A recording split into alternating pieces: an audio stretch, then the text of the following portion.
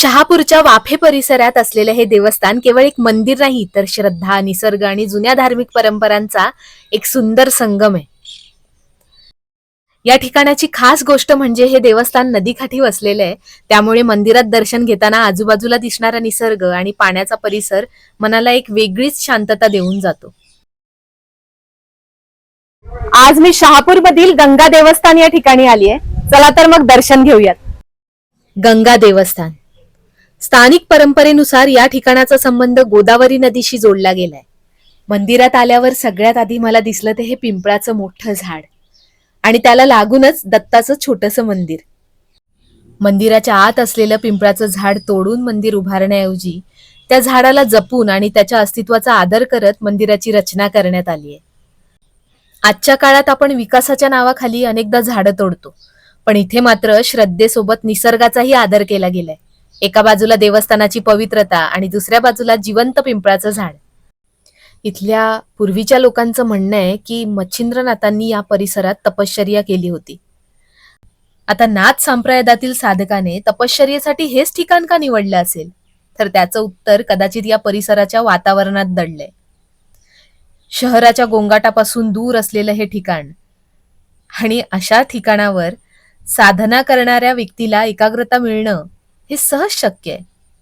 गंगा देवस्थानाची आणखी एक खास गोष्ट म्हणजे इथे शंकराची पिंडही आहे. या पवित्र पिंडीचं दर्शन घेताना मंदिराच्या वातावरणात एक वेगळीच आध्यात्मिक अनुभूती जाणवते. मंदिराच्या आतच एका बाजूला काही छोटी छोटी देवस्थानं सुद्धा आहेत आणि त्यालाच लागून एक छोटंसं सभागृह आहे. त्या सभागृहात मंदिरातले बरेचसे कार्यक्रम राबवले जातात. मंदिराच्या आतच आपल्याला आणखी एक छोटंसं मंदिर पाहायला मिळतं, ते म्हणजे काशी विश्वेश्वर मंदिर. माझ्यासाठी अशा ठिकाणी येण्याचा सगळ्यात सुंदर भाग म्हणजे फक्त दर्शन घेणं नाहीये, तर त्या जागेचा अनुभव घेणं आहे. आणि हेच ते ठिकाण, गायीच्या मुखातून गोदावरीचं पाणी येणार. पूर्ण मंदिर मला व्हिडिओमध्ये दाखवता येत नाहीये कारण मंदिराचं काम सुरू होतं, पण मला जितकं जमेल तितकं मी शूट करून तुम्हाला दाखवतेय. संपूर्ण मंदिर पाहिल्यानंतर मी दर्शन घ्यायला सुरुवात केली. स्थानिक श्रद्धेनुसार या भूमीला अत्यंत पवित्र मानलं गेलंय. गोदावरीशी जोडली गेलेली आख्यायिका, मच्छिंद्रनाथांच्या तपश्चर्येची परंपरा आणि नदीकाठचं हे देवस्थान, या सगळ्यामुळे गंगा देवस्थानाला परिसरातील भाविकांच्या मनात एक विशेष स्थान आहे. तुम्हाला जर या ठिकाणी यायचं असेल तर कसारा किंवा आसनगाव ट्रेन पकडून आसनगाव स्टेशनला उतरल्यावर शहापूरला जाणारी रिक्षा पकडायची आहे. या ठिकाणाची आणखी एक खासियत म्हणजे या गायीच्या मुखातून येणारं गोदावरीचं पाणी हे कुठून आणि कसं येतंय हे कुणालाच ठाऊक नाहीये. मंदिरात खूप छान असं दर्शन झाल्यानंतर मी बाहेर आले आणि बाहेर आल्यावर मला समोरच 2 मंदिर दिसले. ते म्हणजे सगळ्यात पहिलं हनुमानाचं मंदिर आणि दुसरं म्हणजे विठ्ठल रखुमाई मंदिर.